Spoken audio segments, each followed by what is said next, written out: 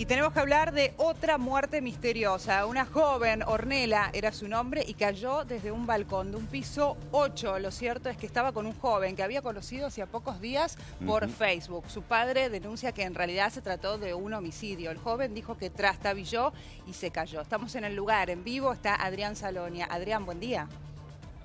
Buen día, Agostina, Claudio. Un caso que todavía en el cual no se encontró justicia porque el fiscal lo acusó de homicidio agravado y femicidio a este hombre que había conocido hacía muy pocos días a Ornella, a la hija de Daniel. A ver si nos puede contar, Daniel, cómo se inician los hechos. Su hija, esa noche, la noche del 12 de febrero del año 2013, le dice: papá, me voy a encontrar con un chico. Sí, ella le pregunté, le digo, ¿vas a salir? Me dijo, sí, voy a la casa de un amigo. Bueno, tené cuidado, le digo, nada más que cualquier cosita, como era tarde, que se tomaron remis y nada más. Me dijo, no, quédate tranquilo que vuelvo y nada más. Eso fue lo úlimo que hablé con ella. ¿A dónde se dirigió su hija y este hombre? Bueno, mire, por lo que tengo entendido, dice que primero fueron como un barcito a la vuelta de ahí, que está al lado de la comisaría, a la vuelta de donde pasó, y fueron a buscar unas bebidas y unos energizantes y después se dirigieron al domicilio de donde vive la abuela, por lo que tengo entendido. Y bueno, y fueron y nada más. Dice que estaban arriba y... En la terraza. En la terraza, exacto, en la terraza. Por lo que alega este individuo, dice que ellos estaban ahí arriba y de repente ella se trastabilló, la quiso agarrar y se cayó al vacío, pero no. Hay mucho indicio que, por lo que da a entender, la causa no es así. Daniel, antes de dejarlo en comunicación con Agustín y Claudio, hay una prueba y contundente, porque él lo revisaron y tenía marcas. O sea, quizás su hija se defendió en medio de una discusión. Sí, por lo que tengo entendido, yo tengo fotocopias de la causa en mi poder, y luego de la autopsia que le practicaron, le hicieron una revisación médica a él y encontraron que tenía lesiones, un golpe acá en la parte del labio y rasguñones en los brazos y en el cuello. Él alega que se los hizo él, pero bueno. A ver, Claudio, Agustina, los está escuchando Daniel. Daniel, buen día, gracias por este contacto con nosotros. Lo estaba escuchando atentamente, ¿me escucha? No. ¿No? A ver ahora. Bueno, continuamos. Daniel, ¿ustedes qué es lo que reclaman puntualmente entonces ahora? Bueno, mire, yo que se esclarezca el caso de mi hija, que se saque algo en conclusión. Se demoró un montón en hacer los análisis de ADN, se ocultan las cosas, no sé por qué razón, no sé por qué motivo es. Si fue un accidente, bueno, fue un accidente, pero no dan a entender nada. No puede ser que después de 3 años haga un análisis de las uñas de mi hija para ver en qué estado se encontraba. Es todo muy precario. Se aportó un montón de cosas a la causa y no se le da importancia, dice que no son suficientes. ¿Y él que dice que ella se tropezó y se cayó? Sí, por lo que dice él, sí, que dice que ella se levantó, no sé qué quiso hacer, hizo una mala maniobra y él la quiso agarrar y se cayó. Nada más. Daniel, ¿cuál fue la reacción de él, de la familia de esta persona? A ver. Mire, sinceramente no sé. No sé si en realidad, qué sé yo, ellos no tuvieron nunca contacto conmigo. Yo creo que si es en el caso de que haya sido un accidente o no, qué sé yo, creo que como papás creo que deben tener un poquito de sentido común y saber pensar lo que estoy sufriendo yo. Yo estoy sufriendo un montón, no se imaginan, todos los días que me levanto tengo la imagen de ella. Era una muy buena piba, una piba que estudiaba, trabajaba, era de su casa. Sinceramente era una buena piba. Y tuvo la desgracia de perder a la mamá hoy hace 9 años ya. Pero era una piba de bien, lo mismo que la hermanita. A ver ahora si Claudio y Agustina pueden escucharlo, Daniel. ¿Ahora nos escucha?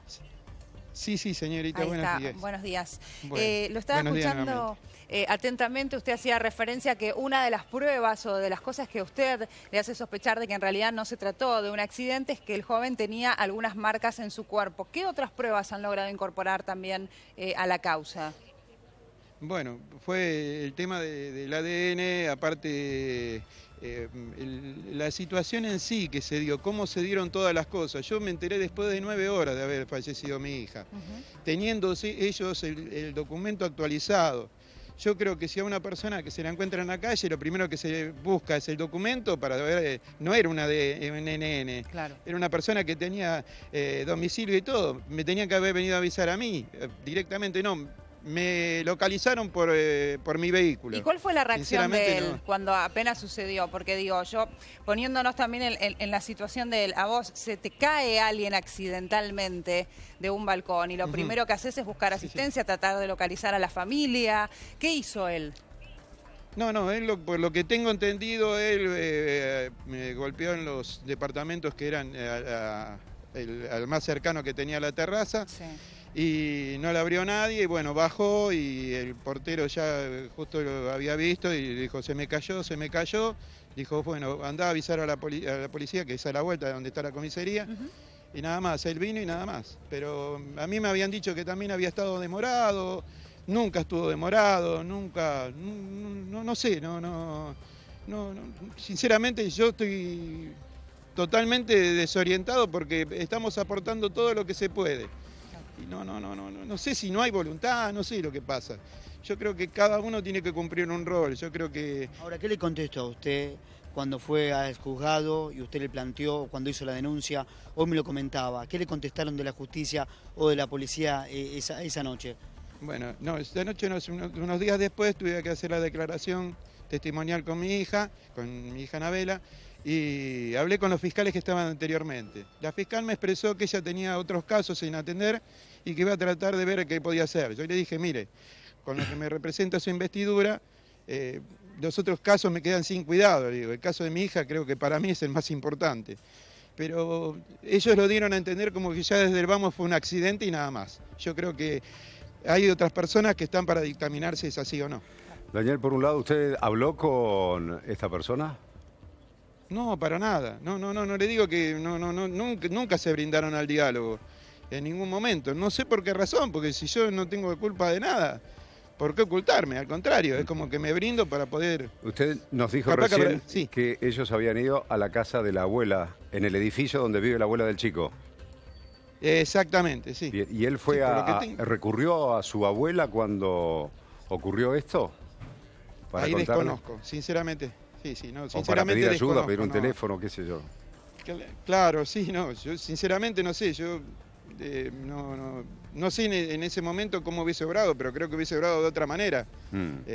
Ya le digo, si fue un accidente, pero con mi abogado pensamos que no es así y a las pruebas nos remitimos, ya más no podemos agregar. Mauro Zeta quiere hacerle una pregunta a Daniel. Daniel, ¿cómo le va? Ahora lo escuchamos. ¿Cómo le va? Mayor gusto. ¿Hay se hizo en el expediente una prueba fundamental que es determinar cómo fue la caída? ¿Le explicaron a usted si se hizo esa prueba para establecer si al momento de caer ya estaba inconsciente? ¿Hay algún dictamen de un forense que haya indicado, por ejemplo, cómo fue la posición del cuerpo al caer? Justamente, la verdad, sinceramente... Agradezco que usted haya hecho hincapié en eso. A ver. Por lo que tengo entendido, mi abogado me comentó que el médico forense que hizo la autopsia de mi hija dictaminó que mi hija supuestamente cayó inconsciente, porque no tuvo el reflejo de poner las manos al caer. Es fundamental lo que está contando. Por eso le digo. Y no lo tomaron en cuenta, el fiscal lo tomó en cuenta, pero no el juez. No, y sinceramente no sé, yo... apelo al sentido común del juez de garantía. Yo creo que es una persona instruida y tiene valores suficientes como para poder valorar todo lo que se está viendo y todo lo que se está... Ahora, Mauro, disculpame que te interrumpa, porque ya el juez de garantías, yo hablé hace algunos minutos con el abogado quiere hablar, va a llegar por la tarde, quieren obviamente que este caso se difunda, pero ya el juez de garantías falló y no encuentra ninguna prueba como para detenerlo. Está bien, pero para Salonia. Que acompañaba pero Salonia, a la hija de, escuchá, Salonia, de Daniel. Pero el padre está diciendo algo que discutimos en el otro caso que vamos a repasar en un rato, que es muy parecido, que es el caso que está siendo sometido a un juicio por la muerte de una azafata de buquebús, donde para la fiscalía está probado el homicidio, y la prueba basal de aquel caso fue demostrar que cuando estaba cayendo ya estaba inconsciente previamente al momento de caer del balcón. Acá el padre nos informa que hay un dictamen forense que indica que ya estaba inconsciente. Inconsciente porque se pudo acreditar, le pregunto a Daniel, que por ejemplo fue víctima de un intento de estrangulamiento anterior, de un golpe brutal. ¿Cómo se sabe en el expediente que tramita por la muerte de su hija que ya estaba inconsciente antes de caer del 8º piso? Bueno, le explico. Por lo que da a entender el médico forense, que en una reacción natural del cuerpo, sí, vamos a decir, de la persona, trata de poner sus manos hacia adelante, como evitando caer o sostenerse. Sí. Pero ella cayó y pegó con la cara, pobrecita, y con la parte del pecho. No hizo ningún movimiento con brazos ni con piernas, no tuvo ningún movimiento. Claro, no hay un acto reflejo natural. Claro. No lo hizo. Ese es el Daniel, tema. Entonces, no lo hizo. Sí. ¿Llevaron adelante exámenes también toxicológicos, tanto a Ornella como al chico que estaba con ella? Sí, yo leí en entre líneas, porque sinceramente no sabrá entenderme que leer la situación de mi hija en un papel así como era, todas las lesiones que tuvo, sí, claro, no tuvo chance para nada, ¿vio? Pero por lo que tengo entendido no da ningún indicio de parte toxicológica. Claro. ¿Y él declaró como testigo hasta ahora entonces? ¿O no declaró en la causa? Bueno, ¿O solo como testigo? No, se negó. Claro, no, se negó a declarar. Cuando se presentó, se negó, por lo que tengo entendido, se negó a declarar. Pero si se negó a declarar es porque está imputado, porque lo han imputado de homicidio. O sea, él sigue imputado, pero el juez entiende que no alcanza la prueba. Claro, sinceramente no sé qué criterio toma él. Claro. Creo que tendría que tomar el criterio más lógico, porque acá no es cuestión de buscar un culpable, sino buscar la verdad. Claro. Nada más. Yo no busco, yo lo que busco es la verdad. Si fue un accidente y se comprueba así, bueno, pero si no es así, no, porque no puedo quedarme tranquilo. Daniel, tiene que entenderme que yo me desayuno, me almuerzo, me meriendo y me ceno con eso. Daniel, sí, dígame. Una pregunta. Sí. En esa cuadra, porque en el crimen que hacía referencia a Mauro recién de la azafata de Buquebús, hubo una cámara de un comercio que estaba en esa cuadra que vio la caída en el momento en que el cuerpo impactaba en el piso, entonces ahí lograron determinar que venía en estado de inconsciencia la mujer porque no había puesto, digamos, ese mecanismo de defensa instintivo. Claro. En esa cuadra donde cayó Ornella, ¿hay cámaras de seguridad allí? Mire, yo supongo que sí, porque es una zona céntrica, pero usted sabrá cómo es acá. Nadie vio nada, las cámaras... Ella cae a lo que es el hueco, el pulmón de aire del edificio. Claro, la parte interna. Entonces ahí es más complicado. Claro, cae para adentro de la terraza para adentro. Claro, imposible una cámara. En el pulmón de Manzana que haya una cámara de seguridad es menos frecuente, probablemente. Daniel, ¿y usted sabe si la baranda que hay allí en la terraza tiene una altura determinada? ¿Es una baranda muy baja que una caída puede ser mucho más proclive? No, sí, no hay baranda directamente, es como que hay una parecita muy baja. Pero ellos estaban en el departamento o estaban en la terraza del edificio. En la terraza del edificio. Que es en el 8º. Mire, claro, que vendría a ser el 8º, creo que tiene 6 pisos, terraza y arriba del techo del lavadero. Ahora lo que a mí, una de las cosas que me preocupa, que la parte donde donde tuvieron acceso ellos, cualquiera no entra ahí, menos en ese horario. Por eso se estima que no era un lugar habilitado, porque digo, si no tenía una baranda y considerando también la altura, no era un lugar para estar... Claro, por eso. ¿Qué hora era, señor? Sí. ¿Qué hora era, dijo? Claro. ¿A qué hora ocurrió? Por lo que tengo entendido me dijeron entre las 4 y las 4:30 de la madrugada. 4 a 4:30. El abogado seguramente te lo va a explicar, ahora yo le voy a pasar el teléfono a la producción. Lo que me dice el abogado de Daniel, quien representa a la familia, que algo él le quiso hacer a ella. ¿Por qué no fueron directamente al 5º piso? Lo que deduce el abogado en su estrategia seguramente es que quizás ella no quiso entrar al 5º piso y aceptó de ir a tomar la algo a la terraza, claro. Sí. Correcto. Y así es donde se desencadenó. Y es muy importante lo que acaba de decir Daniel, que él tenía un golpe también en el labio. Sí. Tenía lesiones en la parte de los brazos. Compatibles con una pelea previa. Exacto, sí, se ve que mi hija se quiso defender, era lógico. Y usted dice que todo eso no le alcanzó al juez para acreditar el homicidio. ¿Recuerda qué juez tiene la causa? Así lo llamamos también para ver qué nos puede contar. Mire, mi abogado le El puede abogado dar lo mejor sabe. los datos. Porque con Sí, lo que usted sí, cuenta, está usted todo. está contando un escenario muy parecido, por eso yo quiero escuchar también la otra campana. Aquí ofrecemos el espacio para el acusado, que es Martín Romagnach. Digo, lo que usted cuenta, usted está contando que de acuerdo a la imputación que hicieron ustedes como parte damnificada y el fiscal de la causa, está probado que estaba inconsciente al caer y que para colmo el imputado tiene lesiones compatibles con una pelea previa, con lo cual... Desde aquí, humildemente, si esto es así, no hay otro extremo en la causa, estaríamos en presencia de investigar la figura del homicidio. Ahora, el juez dice que todo esto no alcanza igual. Claro que no le alcanza, que no son cosas suficientes. Ahora estamos esperando el 19 de este mes. Se va a ver qué resultado tuvo el ADN, Claro. porque después de 3 años hizo el análisis. Aparte 3 otra años. cosa, Dios hubo mío. mancha de sangre arriba del techo también. Ah, bueno. Eso también es... por lo que se levantaron... El techo del lavadero. El techo de lavadero, exactamente. Se hicieron el ADN de eso y dijeron en La Plata que no eran manchas de sangre humano. Ahora, con mi abogado Néstor Pardal, solicitamos los servicios de un perito bioquímico tan siquiera para que nos diga si el método que se había utilizado era el adecuado. Sí. No. El método que se utilizó es para analizar sangre en heces humanas. Perdone que No es el interprete de método esa manera. científico que había que haber utilizado. No, exactamente. No para levantar de un asfalto, de Qué un loco. piso, de algo. Entonces, sinceramente, es como que da a entender que todo tiene su traba. Es como que de repente no se quiere avanzar. Y no quiero pensar que no haya voluntad, porque creo que cada uno está... No, de en hecho un usted rol dice que le el fiscal, corresponde. usted dice que el fiscal entiende que es un homicidio y que imputó por ese delito. A ver, para que la gente entienda, corríjame porque hace sí. mucho que no voy por Lanús, pero digo, esto es Dígame. pleno centro, ¿no? Sí, está a 4 cuadras de la estación Lanús. ¿Y la comisaría? A la vuelta. A la vuelta. Es Aristóbulo A la del vuelta. Valle al 100, claro, o sea, a la vuelta de la seccional. O sea que acá Claro. no pueden decir que llegaron tarde porque el lugar estaba lejos. O sea, el día que pasó todo, ¿fueron los peritos? ¿Hubo una escena de policía científica? Me imagino que sí. Yo supongo que sí, pero ¿sabe qué pasa? Yo por eso le digo... Él se enteró 9 horas francamente, después, Mauro. No, ya sé, pero como después en el Claro. expediente tiene que surgir un médico que declara y Ah, dice, sí, yo sí, levanté la evidencia, otro que dice, ¿eso pasó, señor? Cuando usted después tomó contacto con el expediente, ¿se nota como un trabajo pericial en el lugar de arranque?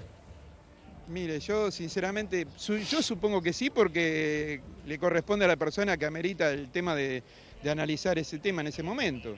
Supongo que deben haber hecho, pero calcule que para averiguar, vamos a decir, la identidad de una persona, averiguan el color de mi auto o la marca de mi auto y no se fijan en el DNI que tenían ellos. Señor, y yo insisto con una cuestión que le ocurrió, que recién lo relató, pero quiero que lo vuelva a comentar, porque también la mirada puesta, y si ponemos la mirada en la justicia, la fiscal o quien estaba tomando declaración, diciéndole, bueno, yo tengo otros casos por resolver. Eso. Mire, una de las cosas que tengo que hacer la salvedad, este es el tercer fiscal que tiene la causa. Es el único que tomó cartas en el asunto y le tomó, la pasión. Tomó verdaderamente el concepto que correspondía para la investigación que, Daniel, ¿y que tenía que hacer. ¿Por qué fue cambiando? Sí. ¿Por qué es el tercer fiscal que tiene la causa? Y mire, eso yo me gustaría saberlo también. Me gustaría saberlo porque a la vez también se me habló de un montón de cosas, de situaciones de acá de Lanús, pero menos del caso de mi hija. Era como que querían que yo me entretenga. Sinceramente, mire, les soy franco. Ellos pensaron que yo me iba a ir a mi casa a llorar la muerte de mi hija y nada más.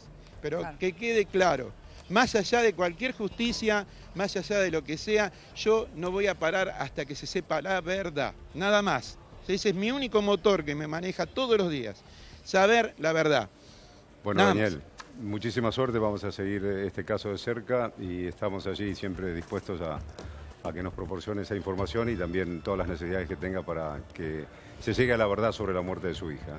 Muchísimas gracias. No sabe cuánto. No, a ustedes, por favor. Les agradezco, estoy a su disposición. Gracias Adrián también en el lugar. Bueno, Mauro, hacíamos referencia y tratábamos de compararlo con el caso de Mariela, la azafata de Buquebus, que también cayó desde un balcón en un hotel, Ajá. pero en ese caso, como decíamos antes, había justo una cámara que mostraba el momento de la caída y que daba cuenta de que ese cuerpo se encontraba ya inconsciente. Exacto. Porque no puso resistencia, no atinó a tratar de poner las manos ni hacer algún tipo de movimiento. No hizo lo que llaman los expertos forenses el efecto Polichinella, Sí. que está atraída a la imagen, la figura del arte dramático italiano, que es caer de forma despatarrada, incomprensible, con el brazo para un lado, la pierna para el otro, tratando de amortiguar el impacto, por más que sea un intento suicida. Hoy, les quiero decir algo, en este caso que estamos viendo en la imagen, que tiene que ver con la muerte de Mariela Leites, que para la justicia, y me refiero cuando digo justicia, para la fiscalía que instruyó, para un juez y para la fiscal de juicio Diana Goral, es un femicidio, y van a acusar al esposo de esta mujer, de Eduardo Adrián Casavalle Colacho, por el delito de femicidio. Les quiero contar que declaró el día lunes a última hora, y no fue menor la declaración, la médica forense que terminó de corroborar y acreditar que hubo un intento de estrangulamiento anterior arriba en el cuarto piso en el hotel, y el jefe o el subjefe de la división homicidios, que representó con sus manos, también lo hizo la médica forense, cómo infieren ellos, de acuerdo a la estructura de la pericia que se hizo, que fue el desarrollo criminal. La intentó estrangular, cuando la tuvo inconsciente, es la apreciación que hicieron durante el debate, y los jueces lo hicieron recrear con las manos al subjefe de homicidios y a la médica forense. La sospecha que tienen en esta causa que estamos contando de la azafata de Buquebus es que la deja inconsciente con un intento de estrangulamiento, la alza en brazos y la suelta. Y este movimiento que estoy haciendo así, imagínense el cuerpo aquí de una persona inconsciente, la suelta y por eso cae prácticamente paralela de cabeza al edificio del hotel. Este caso iba a seguir porque declaran las hermanas de la azafata y van a traer información de Uruguay, vinieron especialmente, para contar lo que eran las denuncias preexistentes de violencia de género. Que en este caso que contamos en Lanús no hay, porque la relación era inicial. Había arrancado 2 días antes la relación en el caso de Lanús, pero en el caso de la muerte de Mariela Leites al caer de un cuarto piso de un hotel en el centro de la ciudad de Buenos Aires, tenía una denuncia preexistente de Uruguay donde el acusado, hoy juzgado, ya había sido violento con ella. Entonces, ella y con 2 mujeres más. Con una mujer que lo dejó y se fue a vivir a Francia y está aterrorizada y no quería declarar, y la extraña muerte de su primera mujer. Pero quería ratificar eso, que declaró la médica, también, ¿no? Una hija también fallecida aquí en Del Viso. Quería ratificar que el médico o la médica forense del caso de Mariela Leites, que mostramos el video el otro día con la caída, no lo hacemos por el horario, pero se puede mostrar la escena posterior. El médico, la médica que declaró, les voy a leer textual, que hizo el informe de autopsia y que fue fundamental para determinar que cuando Mariela Leites cae del cuarto piso ya estaba inconsciente porque el acusado la había intentado estrangular, la había dejado inconsciente y la había subido en su brazo para soltarla como si fuera una bolsa de papas. Bueno, esa médica ratificó sus dichos ante el tribunal, con lo cual se complica la situación del acusado, que ahí lo vemos, luego de la muerte de su mujer, según la fiscal, y montó una idea de teatralizar la escena. Se mostró compungido, gritó ¿qué me hiciste? ¿Qué me hiciste? Aunque muchos dicen, analizando este video, no se lo notó tampoco muy desesperado por intentar resucitarla, ayudarla, hacerle respiración. Alguna medida ya la daba por muerta. Ya la daba por muerta. Fiscal, la teatralización, ¿no? Sí, lo dice textual.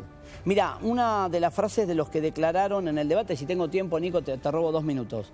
Una de las frases que dijo la médica en el debate, ¿no? La doctora Pietrantonio, voy a leer textual, dijo esta perito oficial, ratificó las conclusiones de la autopsia, es decir, que si bien la causa de la muerte fue el severo traumatismo que provocó el estallido de cráneo con pérdida de masa encefálica, pero aseguró que había lesiones previas y que creía que la víctima fue arrojada en un estado de inconsciencia. La perito Pietrantonio reveló que todas las lesiones que presentaba la víctima eran compatibles con la caída, excepto las que encontró en las manos y en el cuello, que desde su parecer eran inmediatamente previas a la caída. La médica dijo que las lesiones en las manos podían ser defensivas de un intento de la víctima por cubrirse de algún golpe. Y sobre los músculos del cuello, la perito contó que detectó lesiones compatibles con una maniobra de estrangulamiento previo que pudo haber provocado en la víctima un síncope vagal, que la dejó inconsciente antes de ser arrojada al vacío.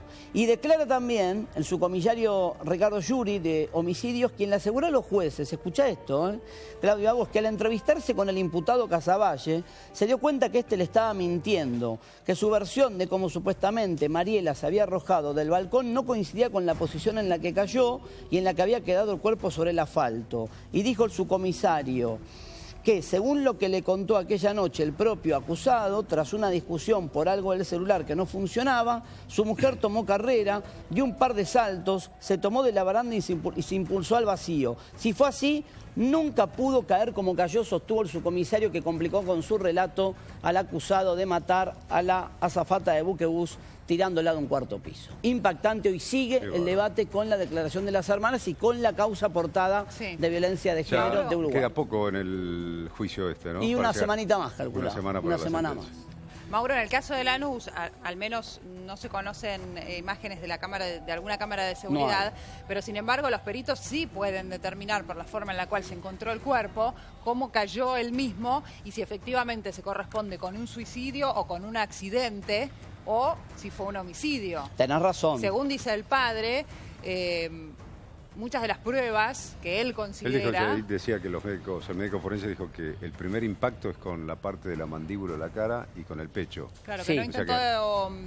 Perdón, y las lesiones, el golpe, digamos. Y las lesiones de él, no tuvo reacción. Pero hago las lesiones que dice en el caso de Lanús, el padre que presenta al imputado, el golpe que presenta, compatible con una pelea previa. No tenemos todavía el expediente, va a venir el abogado en un ratito, para mostrar el expediente de Lanús, porque así contado como lo cuenta el padre de la víctima de Ornella en Lanús, es muy parecido un caso con otro. Ahora, la diferencia que en el caso de la azafata de buquebús, está en un debate, el tipo está preso y un subcomisario dijo, les muestro el movimiento para que lo entiendan, dijo, la víctima estaba inconsciente porque hubo un intento de estrangulamiento y el imputado la alzó con sus brazos, se acercó a la baranda del hotel y hizo ¡pac! Y la dejó caer como una bolsa de papas. De manera intencional para causarle la muerte.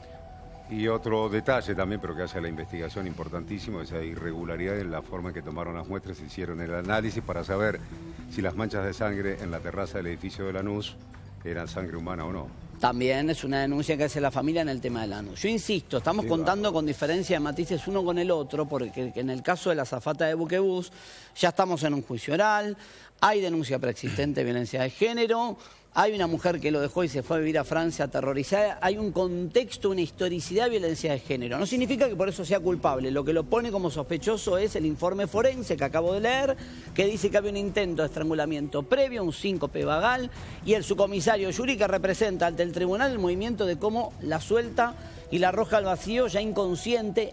Tanto llamó la atención que el juez le dijo, le voy a sacar una foto de cómo lo hizo, y le tomó la imagen en el momento en el que su comisario reproducía lo que había pasado. Gracias, Mauro. Seguimos en minutos. ¿Cómo no?